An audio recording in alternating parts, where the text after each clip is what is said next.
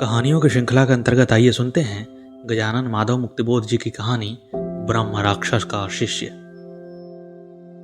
उस महाभव्य भवन की 8वीं मंजिल के जीने से 7वीं मंजिल के जीने की सूनी सूनी सीढ़ियों पर उतरते हुए उस विद्यार्थी का चेहरा भीतर से किसी प्रकाश से लाल हो रहा था। वह चमत्कार उसे प्रभावित नहीं कर रहा था जो उसने हाल हाल में देखा। 3 कमरे पार करता हुआ वह विशाल वज्रबाहु हाथ उसकी आंखों के सामने फिर से खिंच जाता। उस हाथ की पवित्रता ही उसके ख्याल में जाती, किंतु वह चमत्कार के रूप में उसे प्रभावित नहीं करता था। उस चमत्कार के पीछे ऐसा कुछ है जिसमें वह घुल रहा है, लगातार घुलता जा रहा है।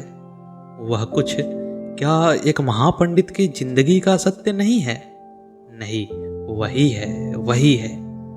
5वीं मंजिल से 4थी मंजिल पर उतरते हुए ब्रह्मचारी विद्यार्थी उस प्राचीन भव्य भवन की सूनी सूनी सीढ़ियों पर यह श्लोक गाने लगता है। मेघैर्मेदुरम्बरं वनभवः श्यामायस्तमालद्रुमैः। इस भवन से ठीक 12 वर्ष के बाद यह विद्यार्थी बाहर निकला है। उसके गुरु ने जाते समय राधा माधव की यमुना कूल क्रीड़ा में घर भूली हुई राधा को बुला रहे नंद के भाव प्रकट किए हैं। गुरु ने एक साथ श्रृंगार और वात्सल्य का बोध विद्यार्थी को करवाया। विद्या अध्ययन के बाद अब उसे पिता के चरण छूना है। पिताजी पिताजी, माँ, यह ध्वनि उसके हृदय से फूट निकली। किंतु ज्यों ज्यों वह छंद सोने भवन में गूंजता घूमता गया, त्यों त्यों विद्यार्थी के हृदय में अपने गुरु की तस्वीर और भी तीव्रता से चमकने लगी। भाग्यवान है वह जिसे ऐसा गुरु मिले। जब वह चिड़ियों के घोंसलों और बर्रों के छत्तों भरे सूने ऊंचे सिंहद्वार से बाहर निकला तो एकाएक राह से गुजरते हुए लोग भूत भूत कहकर भाग खड़े हुए। आज तक उस भवन में कोई नहीं गया था। लोगों की धारणा थी कि वहां एक ब्रह्म राक्षस रहता है।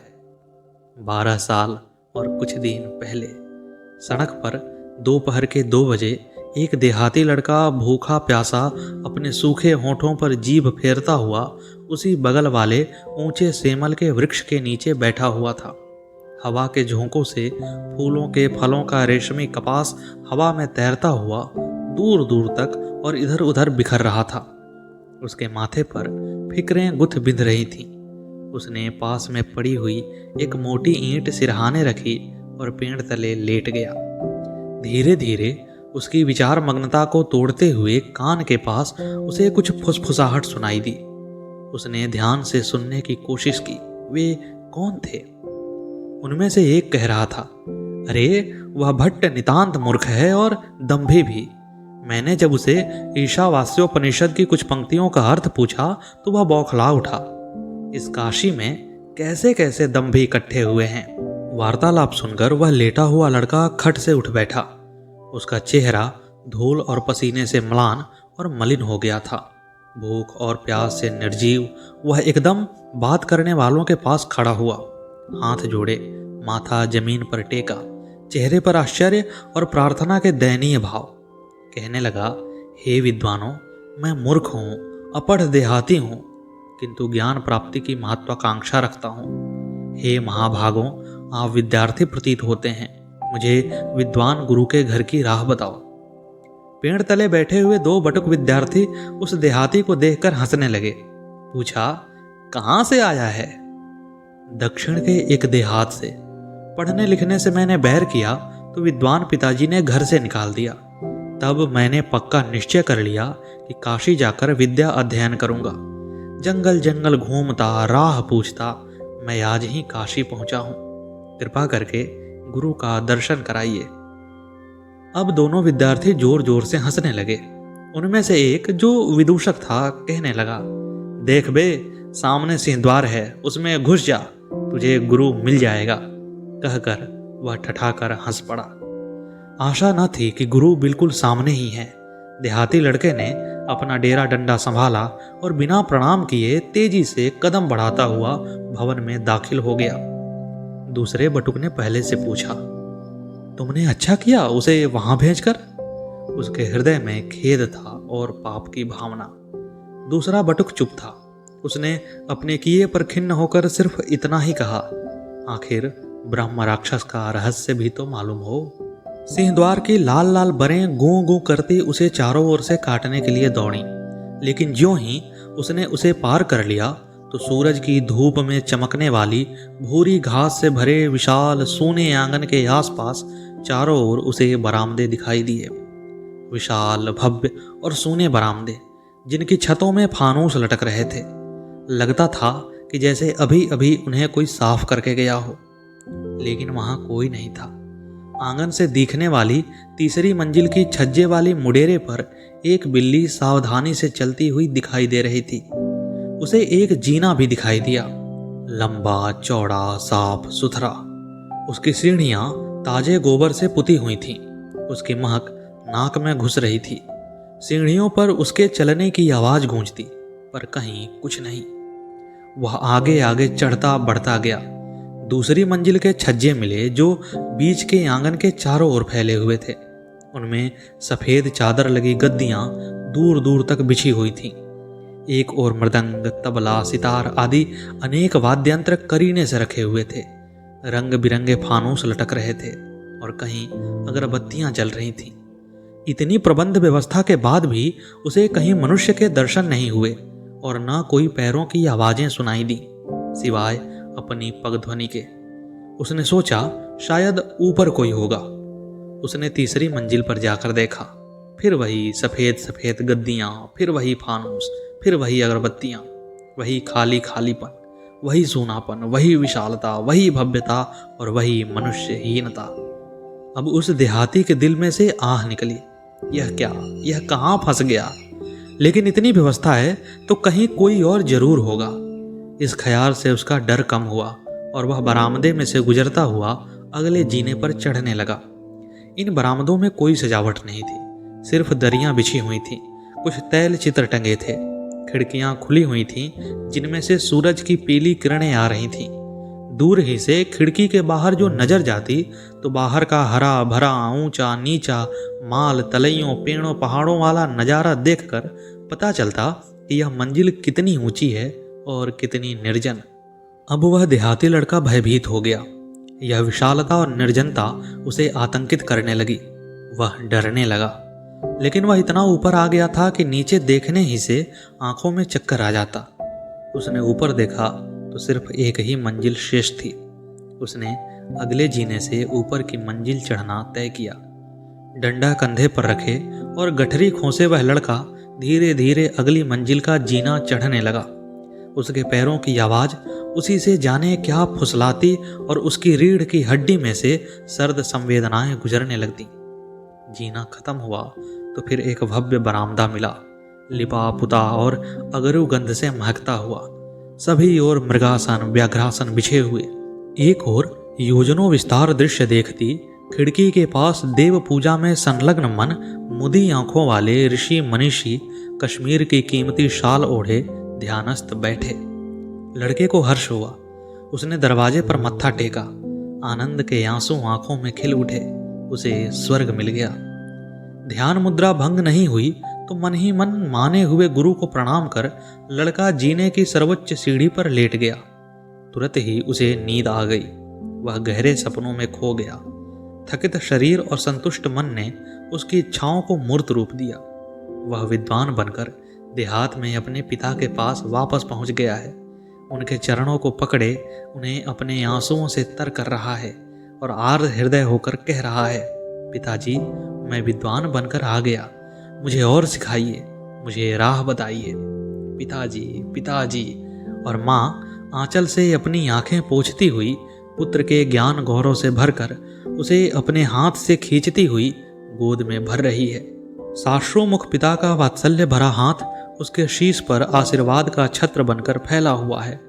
वह देहाती लड़का चल पड़ा और देखा कि उस तेजस्वी ब्राह्मण का दैदीप्यमान चेहरा, जो अभी अभी मृदु और कोमल होकर उस पर किरणें बिखेर रहा था, कठोर और अजनबी होता जा रहा है। ब्राह्मण ने कठोर होकर कहा, तुमने यहाँ आने का कैसे साहस किया? यहाँ कैसे आए? लड़के ने मत्था टेका। भगवान, मैं मूढ़ हूँ, निरक्षर हूँ, ज्ञानार्जन करने के लिए आया हूँ। ब्राह्मण कुछ हंसा। उसकी आवाज धीमी हो गई, किंतु दृढ़ता वही रही, सूखापन और कठोरता वही। तूने निश्चय कर लिया है? जी नहीं, तुझे निश्चय की आदत नहीं है। एक बार और सोच ले। जा, फिलहाल नहा धो, उस कमरे में वहां जाकर भोजन कर, लेट, सोच विचार, कल मुझसे मिलना। दूसरे दिन प्रत्यूष काल में लड़का गुरु से पूर्व जागृत हुआ, नहाया धोया, गुरु की पूजा की थाली सजाई और आज्ञाकारी शिष्य की भांति आदेश की प्रतीक्षा करने लगा। उसके शरीर में अब एक नई चेतना आ गई थी। नेत्र प्रकाशमान थे। विशाल बाहु, पृथु वक्ष, तेजस्वी ललाट वाले अपने गुरु की चर्या देखकर लड़का भावुक रूप से मुग्ध हो गया था। वह छोटे से छोटा होना चाहता था कि जिससे लालची चींटी की भांति जमीन पर पड़ा मिट्टी में मिला ज्ञान की शक्कर का एक एक कण साफ देख सके और तुरंत पकड़ सके। गुरु ने संशयपूर्ण दृष्टि से देख उसे डपट कर पूछा, सोच विचार लिया? जी की डरी हुई आवाज। कुछ सोचकर गुरु ने कहा, नहीं, तूने निश्चय करने की आदत नहीं है। एक बार पढ़ाई शुरू करने पर तुम 12 वर्ष तक फिर यहां से निकल नहीं सकते। सोच विचार लो। अच्छा, मेरे साथ 1 बजे भोजन करना, अलग नहीं। और गुरु व्याघ्रासन पर बैठकर पूजा अर्चना में लीन हो गए। इस प्रकार 2 दिन और बीत गए। लड़के ने अपना एक कार्यक्रम बना लिया था, जिसके अनुसार वह काम करता रहा। उसे प्रतीत हुआ कि गुरु उससे संतुष्ट हैं। एक दिन गुरु ने पूछा, तुमने तय कर लिया है कि 12 वर्ष तक तुम इस भवन के बाहर पग नहीं रखोगे? नतमस्तक होकर लड़के ने कहा, जी। गुरु को थोड़ी हंसी आई, शायद उसकी मूर्खता पर या अपनी मूर्खता पर कहा नहीं जा सकता। उन्हें लगा कि क्या इस निरे निरक्षर की आंखें नहीं हैं? क्या यहाँ का वातावरण सचमुच अच्छा मालूम होता है? उन्होंने अपने शिष्य के मुख का ध्यान से अवलोकन किया। एक सीधा भोला भाला निरक्षर बालमुख, चेहरे पर निष्कपट निश्चल ज्योति। अपने चेहरे पर गुरु की गड़ी हुई दृष्टि से किंचित विचलित होकर शिष्य ने अपनी निरक्षर बुद्धि वाला मस्तक और नीचा कर लिया। गुरु का हृदय पिघला। उन्होंने दिल दहलाने वाली आवाज से, जो काफी धीमी थी, कहा, देख, 12 वर्ष के भीतर तू वेद, संगीत, शास्त्र, पुराण, आयुर्वेद, साहित्य, गणित आदि आदि समस्त शास्त्र और कलाओं में पारंगत हो जाएगा। केवल भवन त्याग कर तुझे बाहर जाने की अनुज्ञा नहीं मिलेगी। ला वह आसन, वहां बैठ। और इस प्रकार गुरु ने पूजा पाठ के स्थान के समीप एक कुशासन पर अपने शिष्य को बैठा परंपरा के अनुसार पहले शब्द रूप वाली से उसका विद्या अध्ययन प्रारंभ कराया। गुरु ने मृदुता से कहा, बोलो बेटे, राम राम रामा। और इस बाल विद्यार्थी की अस्फुट हृदय की वाणी उस भयानक निसंग शून्य निर्जन वीरान भवन में गूंज गूंज उठती। सारा भवन गाने लगा, राम राम रामा प्रथमा। धीरे धीरे उसका अध्ययन सिद्धांत कौमुदी तक आया और फिर अनेक विद्याओं को आत्मसात कर वर्ष एक के बाद एक बीतने लगे। नियमित आहार विहार और संयम के फलस्वरूप विद्यार्थी की देह पुष्ट हो गई और आंखों में नवीन तारुण्य की चमक प्रस्फुटित हो उठी। लड़का, जो देहाती था, अब गुरु से संस्कृत में वार्तालाप भी करने लगा। केवल एक ही बात वह आज तक नहीं जान सका, उसने कभी जानने का प्रयत्न नहीं किया। वह यह कि इस भव्य भवन में गुरु के समीप इस छोटी सी दुनिया में यदि और कोई व्यक्ति नहीं है तो सारा मामला चलता कैसे है। निश्चित समय पर दोनों गुरु शिष्य भोजन करते। सुव्यवस्थित रूप से उन्हें सादा किंतु सुचारू भोजन मिलता। इस 8वीं मंजिल से उतर 7वीं मंजिल तक उनमें से कोई कभी नहीं गया। दोनों भोजन के समय अनेक विवादग्रस्त प्रश्नों पर चर्चा करते। यहाँ इस 8वीं मंजिल पर एक नई दुनिया बस गई। जब गुरु उसे कोई छंद सिखलाते और जब विद्यार्थी मदाक्रांता या शार्दुल विक्रीडित गाने लगता तो एकाएक उस भवन में हल्के हल्के मृदंग और वीणा बज उठती और वह वीरान निर्जन शून्य भवन वह छंद गा उठता। एक दिन गुरु ने शिष्य से कहा, बेटा, आज से तेरा अध्ययन समाप्त हो गया है। आज ही तुझे घर जाना है। आज 12वें वर्ष की अंतिम तिथि है। स्नान संध्या आदि से निवृत्त होकर आओ और अपना अंतिम पाठ लो। पाठ के समय गुरु और शिष्य दोनों उदास थे, दोनों गंभीर। उनका हृदय भर रहा था। पाठ के अनंतर यथाविधि भोजन के लिए बैठे। दूसरे कक्ष में वे भोजन के लिए बैठे थे। गुरु और शिष्य दोनों अपनी अंतिम बातचीत के लिए स्वयं को तैयार करते हुए कौर मुंह में डालने ही वाले थे कि गुरु ने कहा, बेटे, खिचड़ी में घी नहीं डाला है। शिष्य उठने ही वाला था कि गुरु ने कहा, नहीं नहीं, उठो मत। और उन्होंने अपना हाथ इतना बढ़ा दिया कि वह कक्ष पार जाता हुआ अन्य कक्ष में प्रवेश कर क्षण के भीतर घी की चमचमाती लुटिया लेकर शिष्य की खिचड़ी में घी उड़ेलने लगा। शिष्य कांपकर स्तंभित रह गया। वह गुरु के कोमल वृद्ध मुख को कठोरता से देखने लगा कि यह कौन है, मानव है या दानव। उसने आज तक गुरु के व्यवहार में कोई अप्राकृतिक चमत्कार नहीं देखा था। वह भयभीत स्तंभित रह गया। गुरु ने दुखपूर्ण कोमलता से कहा, शिष्य, स्पष्ट कर दूं कि मैं ब्रह्म राक्षस हूं, किंतु फिर भी तुम्हारा गुरु हूं। मुझे तुम्हारा स्नेह चाहिए। अपने मानव जीवन में मैंने विश्व की समस्त विद्या को मथ डाला, किंतु दुर्भाग्य से कोई योग्य शिष्य न मिल पाया कि जिसे मैं समस्त ज्ञान दे पाता। इसलिए मेरी आत्मा इस संसार में अटकी रह गई और मैं ब्रह्म राक्षस के रूप में यहाँ विराजमान रहा। तुम आए, मैंने तुम्हें बार बार कहा, लौट जाओ। कदाचित तुम में ज्ञान के लिए आवश्यक श्रम और संयम न हो, किंतु मैंने तुम्हारी जीवन गाथा सुनी। विद्या से बैर रखने के कारण पिता द्वारा अनेक ताड़नाओं के बावजूद तुम गंवार रहे और बाद में माता पिता द्वारा निकाल दिए जाने पर तुम्हारे व्यथित अहंकार ने तुम्हें ज्ञान लोक का पथ खोज निकालने की ओर प्रवृत्त किया। मैं प्रवृत्तिवादी हूँ, साधु नहीं। सैकड़ों मील जंगल की बाधाएं पार कर तुम काशी आए। तुम्हारे चेहरे पर जिज्ञासा का आलोक था। मैंने अज्ञान से तुम्हारी मुक्ति की। तुमने मेरा ज्ञान प्राप्त कर मेरी आत्मा को मुक्ति दिला दी। ज्ञान का पाया हुआ उत्तरदायित्व मैंने पूरा किया। अब मेरा यह उत्तरदायित्व तुम पर आ गया है। जब तक मेरा दिया तुम किसी और को न दोगे, तब तक तुम्हारी मुक्ति नहीं। शिष्य, आओ, मुझे विदा दो। अपने पिताजी और माँ जी को प्रणाम कहना। शिष्य ने शास्त्रोमुख ज्यों ही चरणों पर मस्तक रखा, आशीर्वाद का अंतिम कर स्पर्श पाया और ज्यों ही सिर ऊपर उठाया तो वहां से वह ब्रह्म राक्षस तिरोधान हो गया। वह भयानक वीरान निर्जन बरामदा सूना था। शिष्य ने ब्रह्म राक्षस गुरु का व्याघ्रासन लिया और उनका सिखाया पाठ मन ही मन गुनगुनाते हुए आगे बढ़ गया। तो कैसी लगी आपको यह कहानी, कमेंट बॉक्स में जरूर बताइएगा। मिलते हैं अगली कहानी के साथ, अगली प्रस्तुति के साथ। तब तक के लिए नमस्कार।